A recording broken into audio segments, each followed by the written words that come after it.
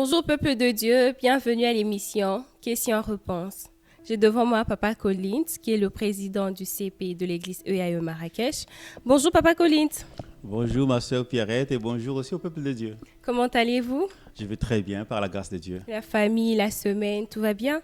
Oui, nous sommes déjà habitués, c'est un peu un rythme habituel d'aller au travail, de s'occuper de la famille, d'assister aux réunions de l'église. Dieu nous fait grâce d'avoir la force de le faire. Gloire à Dieu. Amen. Au fait, le peuple de Dieu avait une question pertinente dans Apocalypse 4, de 6 à 9. Je veux lire au nom de Jésus. Devant le trône, il y a aussi comme une mer de verre qui a la transparence du cristal. Au milieu et autour du trône se tiennent 4 êtres vivants couverts d'yeux devant et derrière. Le premier être vivant ressemble à un lion, le deuxième à un taureau, le troisième a le visage d'un homme et le quatrième ressemble à un aigle en plein vol. Les 4 êtres vivants ont chacun 6 ailes et ils sont couverts d'yeux autour et à l'intérieur. Ils ne cessent de dire jour et nuit, Saint, Saint est le Seigneur, Dieu le Tout-Puissant, c'est lui qui était, celui qui est et celui qui vient. Chaque fois que les êtres vivants donnent la gloire, l'honneur et la reconnaissance à celui qui est assis sur le trône, à celui qui vit au siècle des siècles. Alors, Papa Collins, on aimerait bien savoir que représentent les 4 êtres vivants dans la Bible. Merci ma sœur Pierrette pour la question. D'abord, j'aimerais remercier Kesh TV d'avoir pensé à m'inviter dans cette émission pour s'entretenir sur la parole de Dieu. Pour parler des 4 êtres vivants, en revenant à votre question, avant de comprendre ce que ça représente, c'est important de comprendre déjà qu'est-ce que représente l'Apocalypse dans la Bible. La Bible, comme nous le savons, c'est la révélation de Dieu parmi les hommes. Et l'Apocalypse a la particularité de nous ouvrir une fenêtre des choses du ciel, des choses qui se passent au ciel, des êtres qui vivent au ciel que nous ne connaissons pas. Parce qu'en fait, au ciel, il y a une hiérarchie. Et dans le passage que vous venez de lire, on voit le trône, un trône luxueux avec du cristal. Et tout juste après le trône, il y a les 4 êtres vivants. Ce sont les personnes les plus élevées dans la hiérarchie céleste après Dieu. Ils sont les plus proches de Dieu. Okay.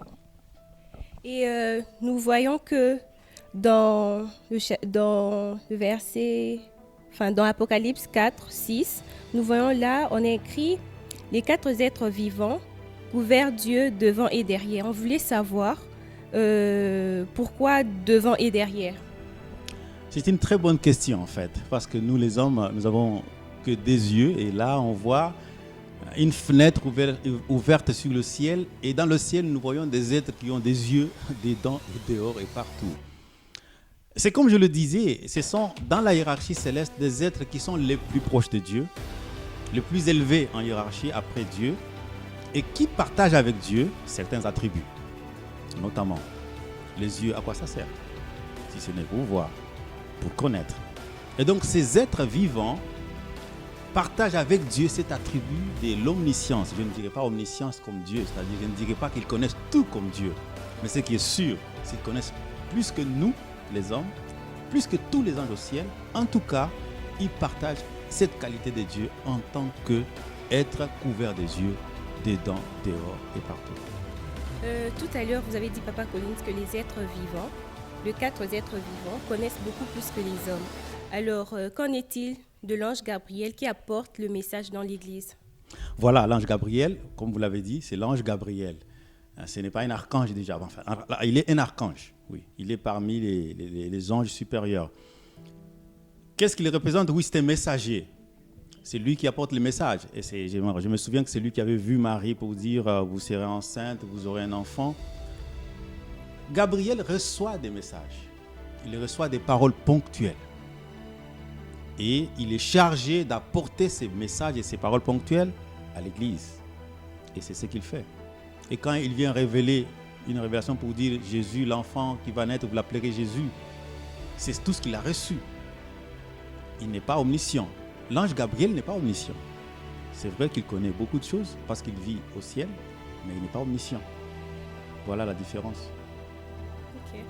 Merci beaucoup. Nous pouvons retenir que les 4 êtres vivants sont les êtres supérieurs aux hommes et aux anges. Exactement. Ils passent tout leur temps à adorer. Exact. Ils sont plus proches de Dieu. Exact. Et ils partagent certains attributs de Dieu, tels que l'omniscience. Ils voient tout. Je ne dirais pas qu'ils voient tout, mais beaucoup plus que nous. Ils voient plus que nous, ils connaissent beaucoup plus que nous. Et avant de terminer, justement, j'allais revenir sur cet aspect que vous avez soulevé, qui est de l'adoration. Voyez-vous, ces êtres qui sont les plus élevés en hiérarchie, quel est leur travail? Ils passent leur temps dans l'adoration. Ils adorent le Seigneur. Ça nous montre à nous qui sommes sur la terre que plus on adore Dieu, plus on s'approche de lui, plus on est élevé, plus on est en connexion avec le ciel. L'adoration, ça montre la place et l'importance de l'adoration pour nous qui sommes encore sur la terre. Merci beaucoup, Papa Collins, d'avoir répondu à cette invitation. Que Dieu bénisse le peuple de Dieu et que Dieu vous bénisse. C'est moi qui vous à la remercie. prochaine. N'hésitez pas de nous envoyer vos questions via notre page Facebook Cash TV. Merci, à la prochaine.